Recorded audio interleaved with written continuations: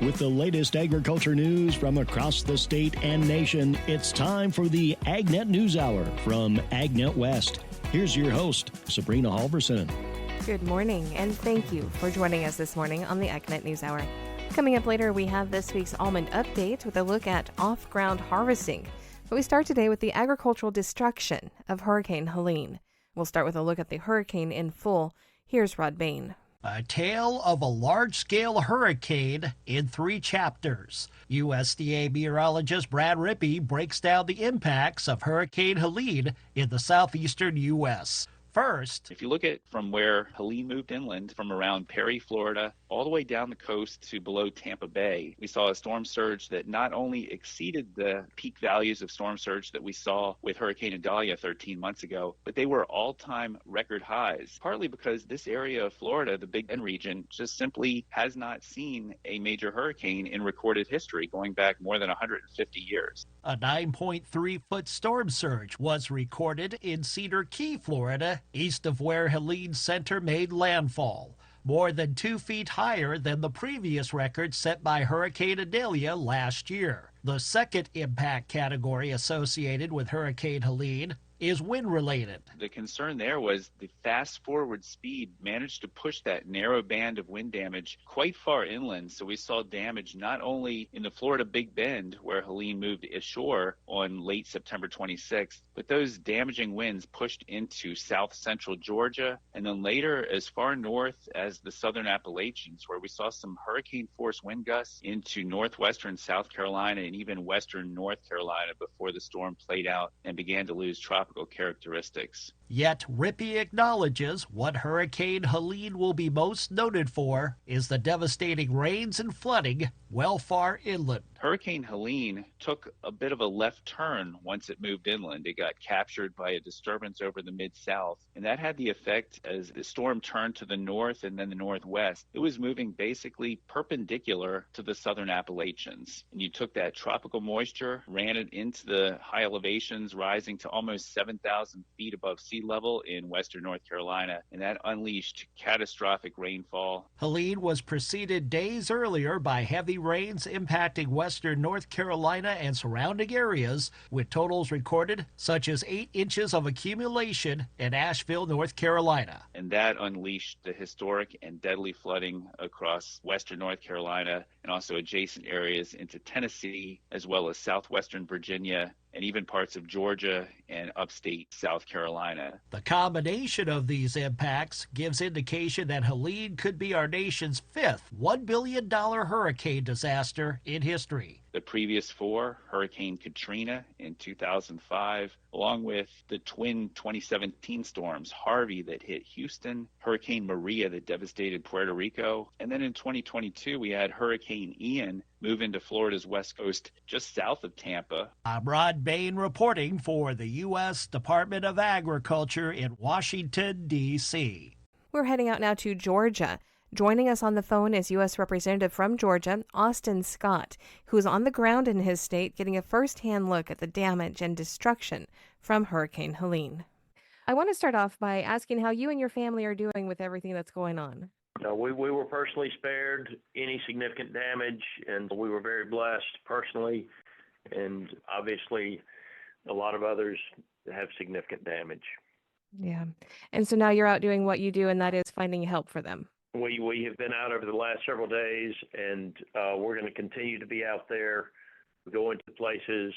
Yesterday, we started at Ben Hill County, where we went to a school system and just thanked all of the people that had come in, the volunteers that had come in to help. What kind of things are you seeing? Yeah, first of all, we started yesterday in Ben Hill County, and a tremendous number of volunteers at one of the schools that has power, putting together lunches and breakfast for the kids. The majority of my school systems are Title I, and so obviously getting the power back on at the school, even if kids can't come to school, it's a matter of getting those commercial kitchens open so that we can cook for the kids and they can have breakfast and lunch even if they're not coming to school. Yeah, it's just incredibly important. It's always an important service, but now even more so to make sure that the community can get fed, isn't it? That's right. And so they're great volunteer organizations down here. You've got Samaritan's Purse here. We have Second Harvest. And a lot of the churches are feeding people. We have individual businesses that have bought meals that are feeding people. And so there are a lot of people down here doing what it takes to help bring some comfort to people throughout this tragedy. Yeah. And let's talk a little bit about agriculture because there was so much devastation in agriculture around the state and in the nearby states that were affected as well. And I know that you and your counterpart in the Senate are working to make sure that federal help is available more quickly. We're working together to make sure that there is ag-specific disaster relief in the package that comes through. And it doesn't matter whether it was chicken houses where the houses are literally just laid on the ground now, or pecan orchards where all of the trees are laid over. You've obviously got tremendous damage to cotton or anything else that is where the commodity grows above the ground. It remains to be seen what kind of damage we'll have to the peanut crop. But we will be counting on the University of Georgia, our land grant institution in this state, as well as the other land grants, to give us the estimates of the ag losses. And then once we have those estimates of the ag losses, then that's what we will go back with as we make our request for disaster assistance when we get back in November and December. So it's going to take several weeks, obviously, for those estimates to get in. And right now, it's a matter of letting people get in and clean up, getting power back on, making sure that our neighbors have food.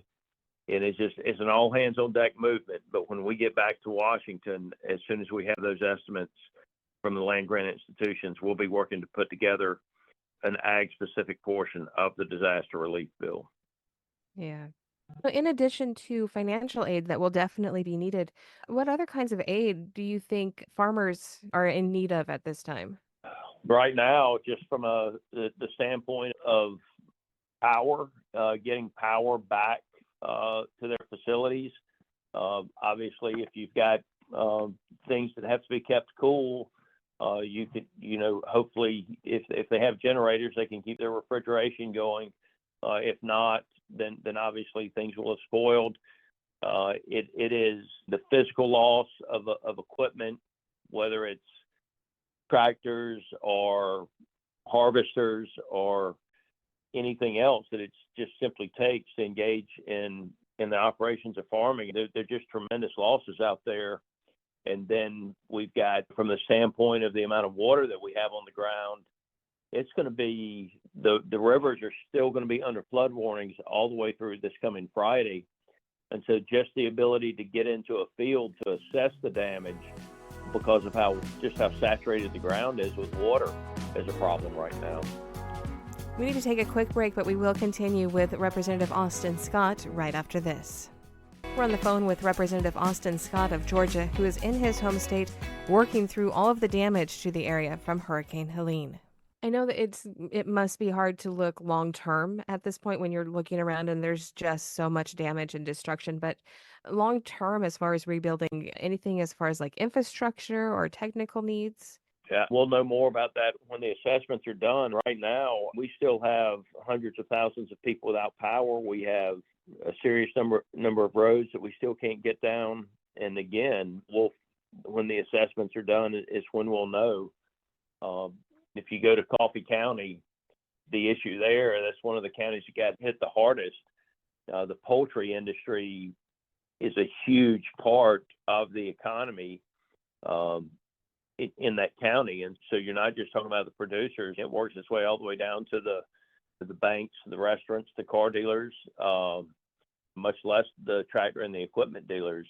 And how does a major processing facility like we have in Coffee County, Georgia, where do they get their chickens from and I don't have the loss estimates yet, but just say 50% of the chicken houses, and I think the number will actually be higher than that. Where does that processing facility get the birds from? And what does that mean for the people that work at the processing facility? So the economic impacts, as time pushes on, I think that we're going to see the numbers move up, not down, because of both the upstream and the downstream effects of taking the poultry houses out in the Coffee County area. And that's just one example. Yeah. And I imagine that there are just What do your hundreds more. what do your cotton gins do? What do your cotton gins do in an area where you've lost 70% of the cotton crop? I get questions from listeners around the nation really asking, what can we do? What can people, farmers, or just other listeners in other parts of the nation, is there any way that they can send help or anything that they can do to help? Yep. First of all, one, thanks for the help that is coming. The donations to Samaritan's Purse, the donations to Red Cross, all of these relief organizations are down here working in this area. There's a Baptist mission that's coming in this week with chainsaw crews to help. And so all of those contributions help. As far as agriculture goes, keep us in your prayers. We're gonna be working to make sure that we do everything we can to help our farmers overcome this. The ag community is resilient here, just as it is in all parts of the community. And just understand that right now, we're still struggling to get water and food and power to people. My heart is with you. I can't even imagine what you guys are going through as a community in a whole. I want to give you the opportunity, if there's anything else that I haven't asked or any other final thoughts for our listeners in Georgia or around the nation that you would have. No, it reiterates the need for a farm bill that has the Title I provisions in it that takes care of production agriculture when we have a disaster. And I do think that we take for granted that there's going to be food on the shelf at the grocery store. And it all starts with having those farm families willing to grow the crops so that the rest of us can walk into the grocery store and buy food. And I can tell you, when you go into the grocery stores here in this part of Georgia right now, the shelves are empty. And it's somewhat reminds you of the way things were when COVID hit on our grocery store shelves. And it again reiterates the need to me for a good farm bill with a strong Title I provision that takes care of production agriculture. And then when it comes to the tax laws, making sure that the American farm family can keep their land when it needs to pass down to the next generation. Thank you so much for your time. I know that you've got just so much going on, and I appreciate you carving out a few minutes for us. This is the AgNet News Hour. I'm Sabrina Halverson, and we will be back in just a moment. Welcome back to the AgNet News Hour. Here's Sabrina Halverson. For this segment, we're going to head to Madison, Wisconsin, to the World Dairy Expo. Here's Brian Winnikins. I'm at the DMI booth. I'm with Randy Roker. We all know Randy. And we're going to talk a little bit about some of the things with DMI. Before we do that, though, I wanted to talk at least really briefly. Randy, with the Farmer Angel Network, you have to be so proud that we have a chapter now here in western Wisconsin in Pierce County. That's right. I'm pleased that it's expanding to different areas right now. So we're trying to do good things to help farmers. So let's talk about some of the things DMI is doing now. I understand you were at a recent rally, and there's a whole bunch of new partnerships that DMI is working with. Tell us about that. So the first of all I'd like to talk about is the Domino's Worldwide Rally that I attended. There was over 9,000 franchisees there from over 50 countries. It was just tremendous. And the energy that's in the room, and their theme for this year's convention or rally was hungry for more. And that's exactly what this is. You know, they're hungry for more pizza, more sales, more pizza, and what does that equal for dairy farmers? More cheese sales. And that's what's so important. We want to increase the consumption of cheese out there. So that partnership I'm just tremendously satisfied with. And we're also working with Taco Bell right now, and they have this new, it's called the grilled cheese burrito. It's a new shell that they came out with right now, so that's something else.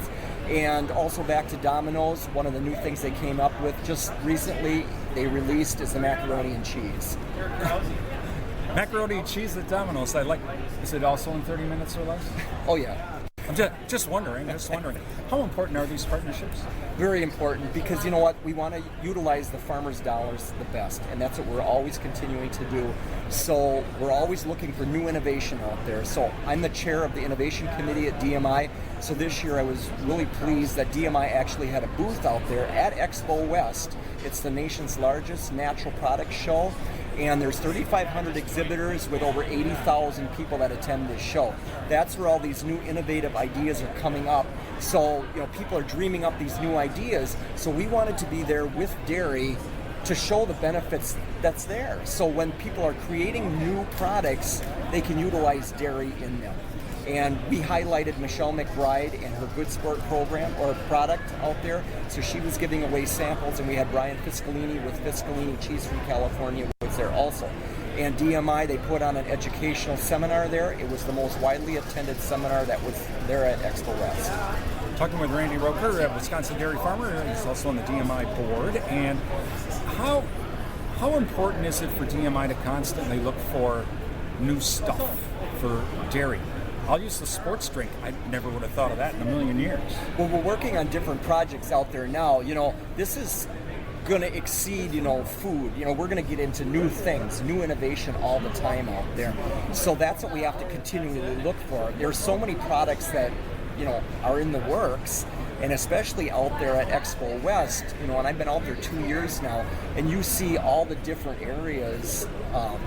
When you're going to your stores, you're seeing gummies and things like that, different vitamins that are in different forms. But we're working with different products. What can be developed from dairy? That's what we're working on, innovation. I know you may not know about this, but I've heard about this in Michigan, where the Michigan dairy farmers are working with a distillery. Not only is they making vodka out of whey, which that in of itself I'm interested in, but ethanol out of whey. That's almost a game changer there. That's right. There's different products that could be made from whey, and that's what we have to utilize because especially in Wisconsin, all over, they're making cheese. Well, the byproduct of cheese is whey. So what can we do with that? We have to look at these new products out there. And I've been familiar with vodka. That actually is from Canada for a lot of years. Making vodka out of whey, permeate or whatever it is. But that's what we have to do is we have to look for these creative new ideas. And there's another one, I believe, I don't know if it's out of New York, but it's called Wayward Spirits, and that's another one too. And I actually met her, the lady that founded that company, a few years ago. If they could just make whiskey or brandy, because I'm not the biggest vodka guy, but whiskey or brandy, especially in Wisconsin, brandy, old fashions, made out of whey, something. We have to think about this, Brian. But I shouldn't say this, but you go in a liquor store and you see all the different, bottles and containers out there. What can we do to, help dairy sales, be creative like that? Well, and we joke about this, but I remember my great uncle, the whey was spread on the field. It was a value of 0. And now every afternoon I'm announcing whey prices. So it is actually an important thing here. That's right, because years ago too, farmers always had a few hogs, they fed the whey to. So there's all these different products. But like I said, out there at that Expo West, I was just blown away with all the different healthcare products. There's so many things out there. So we can't think of it just as milk, cheese, yogurt, sour cream, whatever. You have to look at the components that are in there, in the milk. There's different substances in there, lactoferrin, tryptophan, all these different substances that are in there. What can we use that for in the future? And that is where innovation is so important. That's Randy Roker with Dairy Management Incorporated. He's on the Dairy Checkoff Board representing Wisconsin Dairy Farmer. From World Dairy Expo, I'm Brian Winnikins. This is the AgNet News Hour, and we will be back in just a moment. Welcome back to the AgNet News Hour. Here's Sabrina Halverson. There are many different contexts and approaches when describing food security. Rod Bain looks at the description of food security in this edition of Agriculture USA. Food security. It is a term heard in several contexts, all associated, though, with the premise to make sure an individual, a country, our globe has enough food for subsistence and growth. While some, like Agriculture Deputy Secretary Xochitl Torres Small, looks at times at food security from the lens of increased U.S. food and farm exports, enhancing international trade, which is fundamental to expand markets at home as well as to global food security. others might approach it from the perspective of innovation, whether food is grown on a large-scale farm or an urban community garden complex. Using innovative technology such as controlled environment agriculture, hydroponics, aquaponics, indoor vertical production. I'm Rod Bain. Brian Gussie of USDA's Office of Urban Agriculture and Innovative Production is among those joining us as we fill in the what at the beginning of the statement, what as food security. Part 2 of a series in this edition of Agriculture USA. Blank as food security. It is a statement with a different beginning depending on how an individual or a nation or even our collective world approaches it. And those approaches are diverse. Many believe in the importance of innovation as food security. USDA Director of the Office of the Chief Scientist, Deirdre Chester, says innovation on the farm level is illustrated in ways like the use of biotechnology, which includes genetic engineering to improve crop production efficiency, precision agriculture technologies like AI, robotic sensors, GPS, and drones to automate currently labor-intensive farm practices. For residents in urban areas where perhaps food deserts exist or access to fresh food is challenging for a myriad of reasons, one perception could be urban agriculture as food security. USDA Office of Urban Agriculture and Innovative Production Director Brian Gussie says similarly, based on various disruptions such as conflict somewhere else in the world or a global pandemic, consideration is needed in resilient supply chains as food security. The food aggregator, wholesale food distributor, food hub, or direct-to-consumer market. That direct-to-consumer sales and marketing can be found in models such as farmers markets across the country, serving urban and rural customers. This is Agriculture Undersecretary for Marketing and Regulatory Programs, Jenny Moffitt. All consumers, no matter their income level, no matter where they come from, can be able to shop at farmers market and be able to buy that great, delicious food that we love to enjoy so much and taste and buy at farmers markets. Such access is available to citizens with income challenges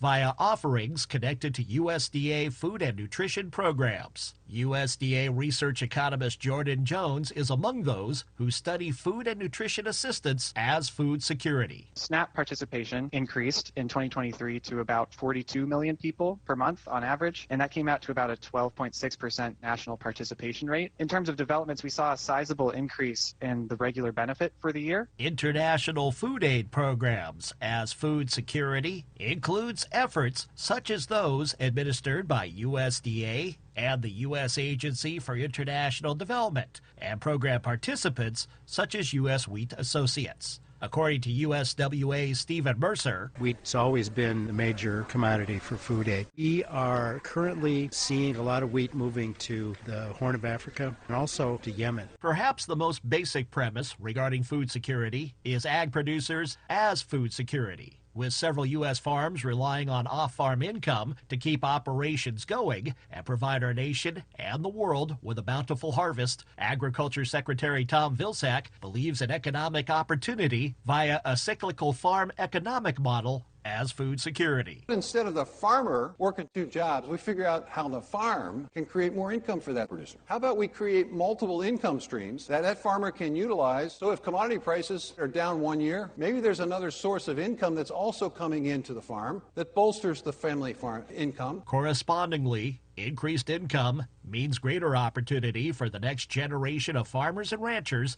to operate in the future. The case of successful transition as farm security. While the examples just discussed provide an idea of the diverse, complex, yet necessary components of food security, this is just merely scratching the surface. More ways to fill in the blank in blank as food security is coming up in a future program.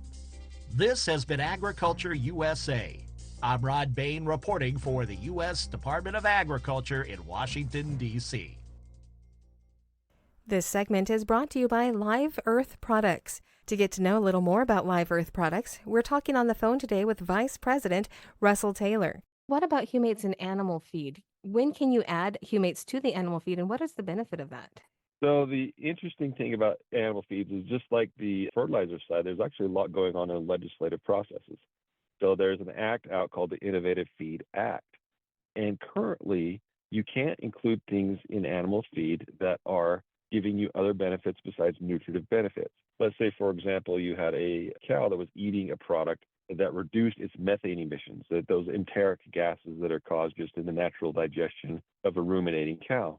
You can't claim that those products do that benefit.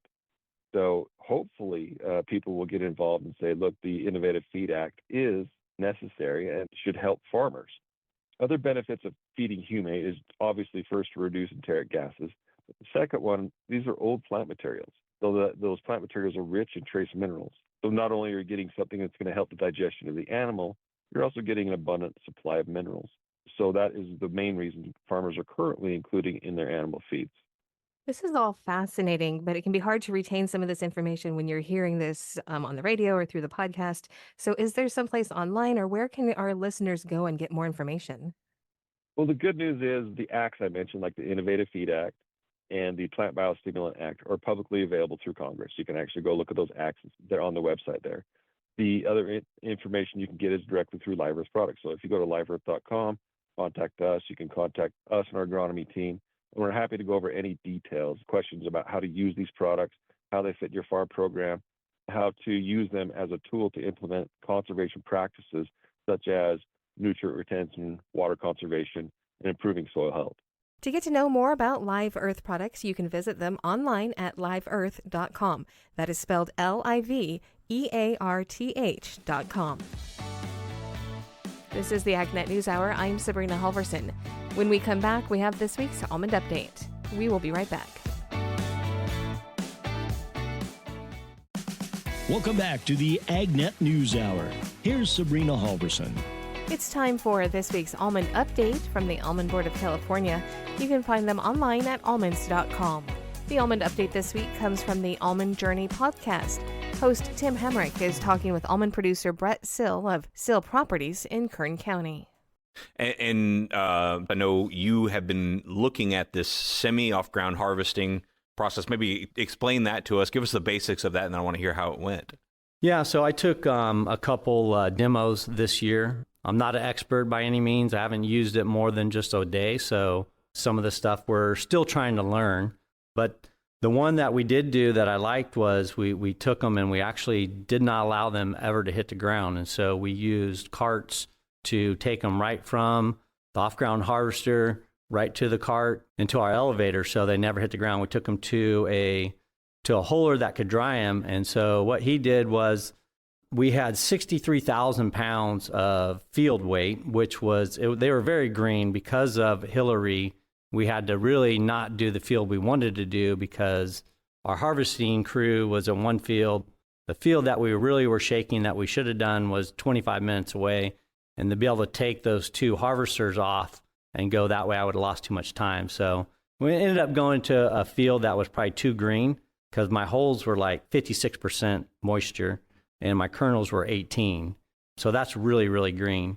But anyways, we put in 63,000 pounds field weight.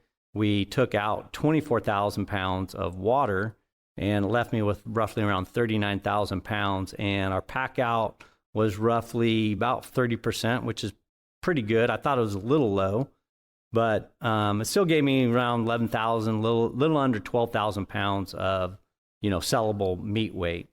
And if I look at our conventional way of doing, we average 47,000 pounds of field weight at a 26% pack out. So that's 12,400 pounds. So a little bit off, but I think if we would have got in and done nonpareils, they were drier, not as green, I probably could have got more field weight in there and got a better pack out. Yeah. And this example that you're giving us, this was the load that went straight to the dryer? Yeah, it went straight to the dryer. And what had to happen for that to be possible? Is this a new type of dryer or just a coordination with your Holler sheller, or how'd that happen? Yeah, it was a coordination with, wasn't my regular Holler. It was someone I knew that had the capability of drying. So I just called them up and said, hey, I want to do this test. And we're doing another test where we're just laying it back on the ground and we're going to pick it up off ground. But this one I'd love to try and test to see hey, what could be the benefits of taking it to the dryer? And I see the benefits is that we can improve soil health so much better if we can get those nuts off the ground, never touch the ground, get to a dryer, and then look what we could do. Cover crops could be grown on the borders, nearly year round. Can we bring the sheep in 90 days before harvest versus 120 and cycle more nutrients? Maybe they even are doing double time in the orchards. And so I think the benefits of soil health with off-ground harvest is going to be hard to put your pencil to, but I think it could be extremely beneficial. I mean, just think about not having to spray herbicide on there. I mean, we're going through and we're trying to kill things, and instead of growing something and providing some of our own nutrients. So I think it would be huge if we can get to that. I think we're a ways off, and obviously a lot of infrastructure, a lot of technology needs to come in to be able to dry 3 billion pounds a year. So we're not set up like that, like pistachios and walnuts are, but I think it's something that we can get to. So to do this test, did you have to buy an off-ground harvester, and how did you approach that? No, so there's a couple different machines out there right now, and so I asked if they would come do a demo, and I got them to come to the ranch to do a demo. So it was just a 1-day demo day, and we got to see 2 different machines in action and doing it. Cool. And then did I understand that you're doing some, of the semi-off ground where you are still windrowing them, but you're just kind of moving them from the tree to the windrows? Is that right? Yeah. So one, we just dropped it back down on the ground, and then we just picked it up like normal. And the other one, we actually, that we took to the dryer, we never let it hit the ground. Yeah. No, that's really cool. And so I understand that. So the soil benefits are the fact that you can keep those cover crops growing, potentially keep animals out there a little bit longer. That makes a lot of sense. And then also, I imagine you don't pick up near as much debris or dust with the harvest as well. Well, yeah, because what do we do at whole split? We come through and then we mow. And if we don't have a cover crop there, what are we doing? We're creating more dust.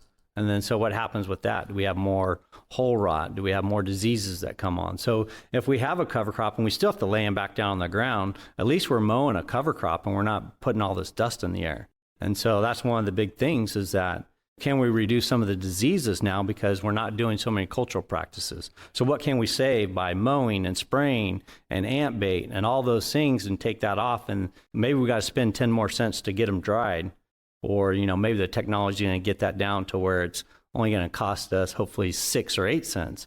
Well, then you can save those in your cultural practices and your spraying right there. Absolutely. And what is the biggest barrier to making this happen? Is it the drying and the drying capacity? Well, I think you can go off ground right now and just lay them back down. That's very doable. And I think there's quite a bit of savings. Through the Almond Leadership Program, there was a project done on off-ground harvest, and they're showing that it's quite a bit of savings. So I think it's there. Like for our farm, we got 5 shakers and 4 sweepers and 3 conditioners and 3 harvesters and, an elevator and a tractor at the elevator. So you're looking at 35 people. On an off-ground harvester, I might limit that to 6 people and do maybe 2-man's crew. So I'm doing 2 10-hour shifts or something like that. So now I got the 12 best people on my ranch working and making more money because they're going to get a couple hours overtime. There's less equipment, so I have less maintenance. And the savings has got to be tremendous if we can get to that point. That again, the Almond Update from the Almond Journey podcast. Find more at almonds.com. Welcome back to the AgNet News Hour. Here's Sabrina Halverson. Wrapping up the day today with some news. What's next after the AIM for Climate program runs its course? Gary Crawford has this report. It started back in 2021 with this announcement by President Biden. I'm proud to announce the launch of Agricultural Innovation Mission for Climate, AIM for Climate. AIM for Climate. At the very beginning, a dozen or so countries signed on, aiming to develop innovative and cooperative ways to boost food production and food security while fighting climate change.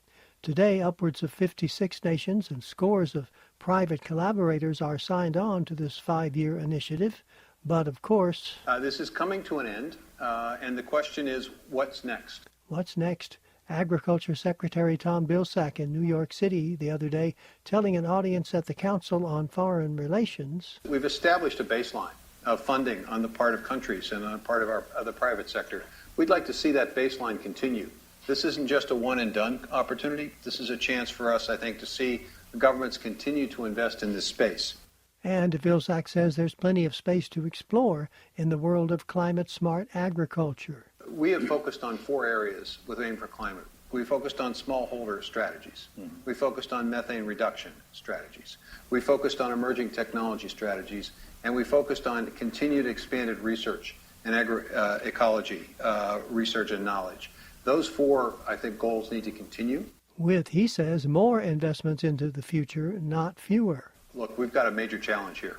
If we're going to feed the world, we're going to have to increase agricultural productivity at a time when it's going to be more difficult because of a changing climate. So every technology is on the board. Every way of producing food, protein, and substance has to be supported. And so it needs to be a major undertaking, in my view. An undertaking Tom Vilsack says he hopes will not just continue, but will expand, no matter who is occupying the White House in the future. In Washington, Gary Crawford reporting for the U.S. Department of Agriculture.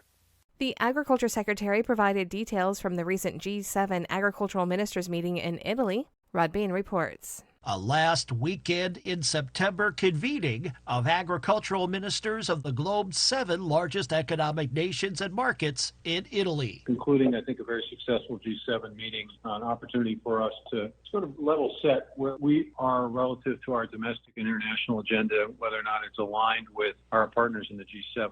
Agriculture Secretary Tom Vilsack with the summary shortly after conclusion of the G7 Ag Ministerial. He found what he called consensus and synergy among the G7 regarding dealing with global food security, increasing agricultural production, and at the same time making sure that small and mid-sized farming operations are able to succeed, not just in the U.S., but around the world. 2 key focal points within the ministerial included youth and agriculture. 3 representatives from each country were presented and given the opportunity to present a set of recommendations. A heavy focus, not surprisingly, by these young people on climate-smart agriculture and local and regional food systems. And the African continent. Recognizing that Africa both presents us an extraordinary opportunity to address global food challenges, but also represents a significant challenge in conjunction with their ability to produce enough food to feed an ever-growing and very young population. Other topics of discussion among G7 ag officials included repeated mention was made of the difficulty that the war in Ukraine has caused in terms of the disruption of the supply chain and the impact that it's had on consumers and on producers across the globe.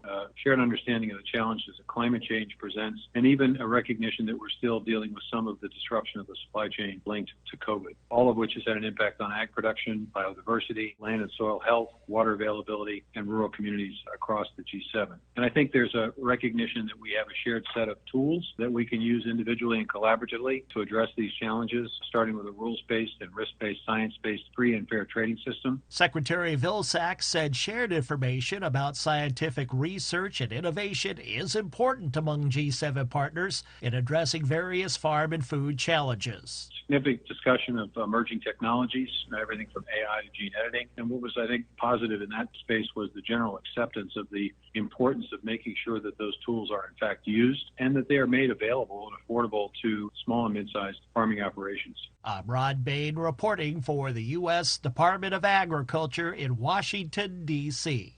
That's today's top agriculture news. I'm Sabrina Halverson. Thank you for sharing your morning with us.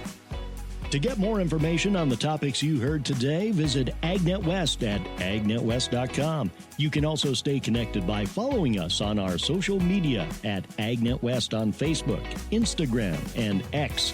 Also look for Sabrina Halverson on Facebook, and be sure to subscribe to our podcast by searching for AgNet West on your podcast app. Thank you for listening to the AgNet News Hour from AgNet West. AgNet West Radio Network, your primary choice for agriculture news.